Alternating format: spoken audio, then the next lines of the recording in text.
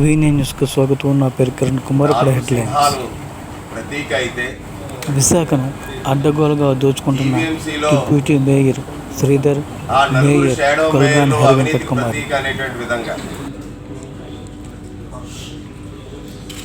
ధర్మం 4 పాదాల మీద నడిస్తే జీవీఎంసీలో ఈ 4 ఏళ్లలో పాలక మండలి ఏర్పడిన నాటి నుంచి కూడా 4 ఏళ్లలో ఆ 4 షాడో మేయర్లు అవినీతి మీద నడుస్తున్నారన్నది తేటతెల్లమైంది. దోచుకుంటున్నారో పదే మీ అందరి దృష్టికి, విశాఖ ప్రజల దృష్టికి, రాష్ట్ర ప్రజల దృష్టికి తీసుకురావడం జరిగింది. వెంకట కుమార్ గారిని మేము ఒకటే అడుగుతా ఉన్నాం, మీరు మేయర్ పీఠం ఎక్కిన దగ్గర నుంచి కూడా ఏదైతే ఇసుక తోటలో వసుదేవ ఫంక్షన్ హాల్ పేరిట అక్రమ నిర్మాణం చేపట్టి పన్ను కూడా విధించకుండా 4 అంతస్తుల బిల్డింగ్ ఏదైతే నిర్మించారో ఆ నిర్మాణానికి డబ్బులు ఎక్కడి నుంచి వచ్చినాయి? మెయిన్ రోడ్లో వసుదేవ లాడ్జ్ సాక్షాత్తు గొలగాని హరి వెంకట కుమార్ గారి పేరు మీదే ఆ యొక్క ఆస్తి ఉంది. అది నిర్మించారు. ఇసుక తోటలో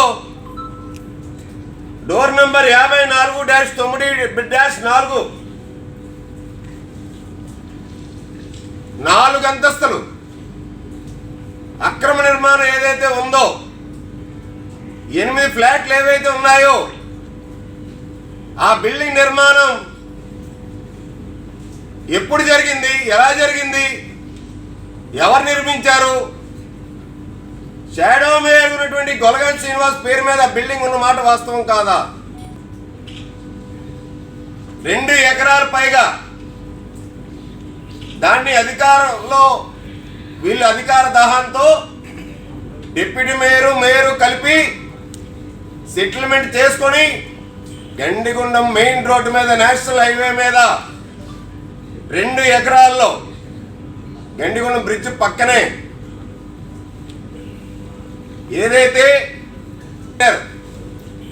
షాడో మేయర్ గొలగాని సార్ ఏ రోజుకి ఆ రోజు పర్యవేక్షించేవారు.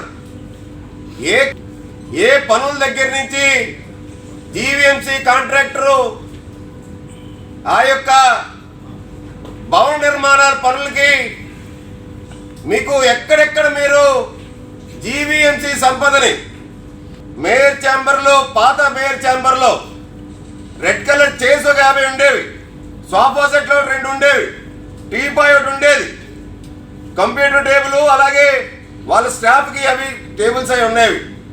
ఎక్కడ ఉన్నాయి? ఇవన్నీ ఎవరు డబ్బులతో కొన్నారు? గొలగాని హరి వెంకట కుమార్ గారి ఇంట్లో ఫ్రిడ్జ్ 1,30,000 జీవీఎంసీ డబ్బులతో ఉందండి. ఇవన్నీ ఎవరి సొమ్మండి? జీవీఎంసీ సొమ్ములు కాదా అండి? ఖాళీ స్థలంలో ఏదైతే 6 లక్షల నుంచి 8 లక్షల రూపాయలతో క్యాంప్ ఆఫీస్ నిమిత్తం షెడ్ నిర్మించి మేయర్ అవ్వగానే షెడ్ నిర్మించారో, ఇప్పుడు అదే ప్రదేశంలో పెద్ద భవనం వెలిసింది. ఏ కాంట్రాక్ట్ కడతా ఉన్నాడు? ఇప్పుడు మేయర్ గారు నివసిస్తున్న ఇంట్లో జరుగుతున్న అక్రమ నిర్మాణం అది. ఏదైతే చందనమోహన్ రావు ఫంక్షన్ హాల్ వెంకోజపాలెం శ్మశానం దగ్గర గడ్డ రీటైనింగ్ వాల్ కడుతున్నాడు 2 కోట్ల రూపాయల కాంట్రాక్టరు. ఆ కాంట్రాక్టర్ కడుతున్నాడు ఆ ఇల్లు, లేకపోతే ఏ కాంట్రాక్టర్ కడుతున్నాడు? GVMC contractor. అక్రమ ఆస్తులు సంపాదించలేదని కానీ చిత్తశుద్ధితో చెప్పగలడా? జియాని శ్రీధర్ ఏదైతే కరాస తన సొంత వార్డులో సంగతులు చెప్తున్నా, ఒక వివాదాస్పదమైనటువంటి స్థలం ఇది. విజయవాడ చెందినటువంటి లక్క కృష్ణారెడ్డి దగ్గర జియాని శ్రీధర్, డిప్యూటీ మేయర్ హోదా ఉన్నటువంటి జియాని శ్రీధర్ 60 లక్షల రూపాయలు తీసుకొని ఈ సైట్ ని ఖాళీ చేపించి దొంగ రిజిస్ట్రేషన్ చేపించి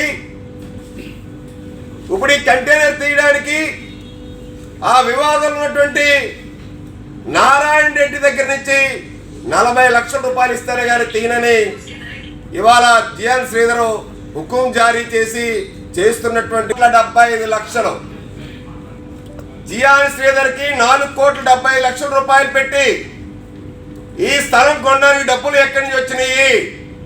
ఏదైతే ఇప్పుడు జియాన్ శ్రీధర్ పార్టీ ఆఫీస్ ఇది, ఈ పార్టీ ఆఫీస్ స్థలం ఖాళీ చేయించడానికి వివాదాల్లో ఉన్నటువంటి టెంబర్ డిపో ఎన్నో ఏళ్ళుగా ఉన్నటువంటి ఖాళీ స్థలంలో వివాదాలు ఉన్న స్థలాన్ని ఖాళీ చేయించడానికి జియాన్ శ్రీధర్ 1,70,00,000 రూపాయలు తీసుకున్న మాట వాస్తవం కాదా? లేఅవుట్లో ఉన్నటువంటి స్థలం ఇది కబ్జా చేయబోతూ ఉంటే జీవీఎంసీ సిబ్బందితో ఈ మొత్తం స్థలాన్ని బాగు చేపించాడు. స్థలం దగ్గరకు వస్తే జియాన్ శ్రీధర్ పారిపోయిన మాట వాస్తవం కాదా? ఎవరితో ఆశ్చర్యపోతారేమో. సాక్షాత్తు మన డిప్యూటీ మేయర్దే నేతాజీ రోడ్ లో ఉన్నటువంటి బిల్డింగ్ ఇది. ప్లాన్ ఉందో పర్మిషన్ ఉందో కూడా తెలియదు. ఇది జియాన్ శ్రీధర్ స్థలం. ఈ స్థలం పార్క్ స్థలం, గ్రీన్ బెల్ట్ ఇది. ఫేక్ డాక్యుమెంట్స్ క్రియేట్ చేసి గజం 1,25,000 ఉంది. ఇది సుమారు 500 గజాలు పైగా ఉంటుంది. కోట్ల రూపాయలు విలువైన స్థలాన్ని ఇప్పుడు కబ్జా చేసి అమ్మకాన పెట్టిన మాట వాస్తవం కాదా? జియాన్ శ్రీధర్ అడుగుతాను నేను. శ్రీధర్ ప్రాణమిత్రుడు మహేష్ బిల్డింగ్ కట్టుకోమని చెప్పి ఈ ఎల్లో కలర్ది బిల్డింగ్ కట్టుకోమని చెప్తే ఇది కోర్టు వివాదాల్లో ఉండి బిల్డింగ్ వెనక్కి తీసేసుకున్నారు. ఇల్లు లేదు, డబ్బులు లేవు, హారాలు, పచ్చలు, పొడులు, ఇవన్నీ ఎన్ని తులాల బంగారాన్ని ఏ విధంగా కొన్నాడు? గిఫ్ట్గా ఇచ్చారా? కొన్నాడా? వస్తుంది దేనికి ఇస్తున్నారు చెప్పమనండి. జియాన్ శ్రీధర్ని ఫర్నిచర్ చూడండి. పోనీ తన సొంత ఇంట్లో జీవీఎంసీ ఫర్నిచర్ ఉందంటే సబబే. డిప్యూటీ మేయరు కలిపి జీవీఎంసీ డబ్బులతో ఫర్నిచర్ ఇళ్లలోనే పెట్టుకున్నారు. క్యాంప్ ఆఫీస్ లేకపోతే అనుకోవడానికి ఉన్నాయి. నేను వేరే భాష మాట్లాడలేక చెప్తున్నా. సార్కి మాధవధార పేర్లు చెప్పను, షార్ట్ కట్లో చెప్. కేరళ ఆయనకి అర్థమవుద్ది. కేరళ అంటే చెప్పుకుంటే సిగ్గుచేటు. ఆ అధికారిని పేరు చెప్పకూడదు. ఆయనకి తెలుసు అమ్మ, చెల్లి, అక్క. ఆయన తెలుసు దోచేశాడు. దీన్ని బట్టి అర్థమవుతా ఉంది. ఎవరెల్లో పుట్టినరోజులు చేసుకోగలరా? తరచూ వెళ్ళగలరా? ఏ డిప్యూటీ మేయర్ అయినా జీవీఎంసీ చరిత్రలో ఆ విధంగా వెళ్ళిన సందర్భాలు ఉన్నాయా? 1,95,000 షూ ఖరీదు కాదని చెప్పానండి.